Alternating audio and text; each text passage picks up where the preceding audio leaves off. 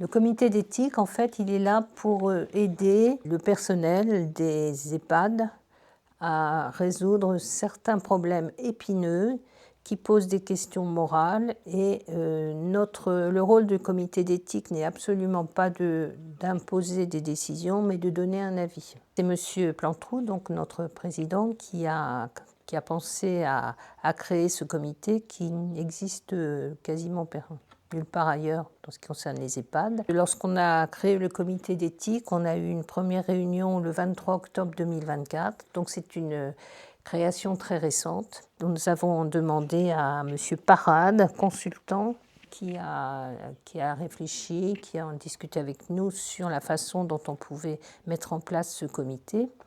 Et M. Parade, donc finalement, nous a proposé une charte éthique. Évidemment, comme nous défendons l'éthique, il faut d'abord que les membres eux-mêmes respectent une grande éthique. Chaque résidence a désigné en son sein un délégué qui portera les difficultés rencontrées au comité d'éthique.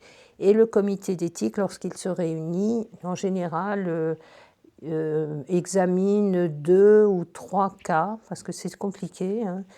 Ça prend beaucoup de temps. Surtout, quand ils en arrivent à nous solliciter, c'est qu'ils ont déjà épuisé à peu près toutes les solutions.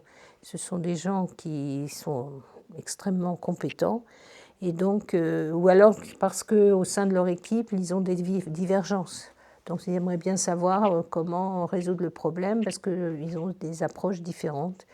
Et nous, on essaye de donner un avis. Alors, le comité d'éthique, c'est souvent le problème, respecter d'une part la liberté du résident, mais respecter aussi sa sécurité, et puis respecter aussi la sécurité et la liberté des autres résidents. Parce que c'est quand même, quand on est en EHPAD ou à la résidence autonomie, ben on vit en communauté en fait. Nous sommes 6 membres. Alors il y a Clément Duval qui lui représente Filsen, c'est notre secrétaire général, donc c'est lui qui prend des notes et qui fait le procès-verbal. On a également représentant la Fondation Filsen, Christian Père. Moi je représente les familles, puisque j'ai toujours ma belle-mère qui est à Saint-Joseph, un agrégé en philo, un médecin gériatre, un psychologue et puis une professeure d'université en droit privé. Donc qui nous dit, lorsqu'on donne un avis, bon, moi j'ai quelques notions de droit, mais elle connaît beaucoup plus cette question de façon théorique.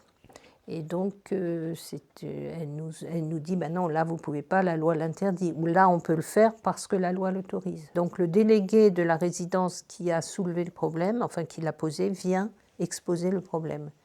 Donc on peut discuter, on a un problème et on peut poser beaucoup de questions.